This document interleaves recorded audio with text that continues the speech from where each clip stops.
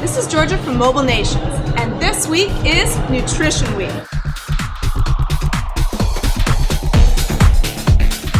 What you put into your body is of monumental importance. Eating healthy will help you stave off stress and depression. Plus, it's so much easier to not eat those last 2 bites of the donut than to have to exercise for 15 minutes or more. So, try to eat a healthy, well-rounded diet and stay fit. Plus, we're going to be reviewing all kinds of apps and accessories to help you eat better and stay healthy. We're going to be doing all kinds of fun contests. The first is really easy. All you have to do is leave a comment below and you're entered. The second is our Eat Up contest. All you have to do is track what you've been eating this week and put it into the forums.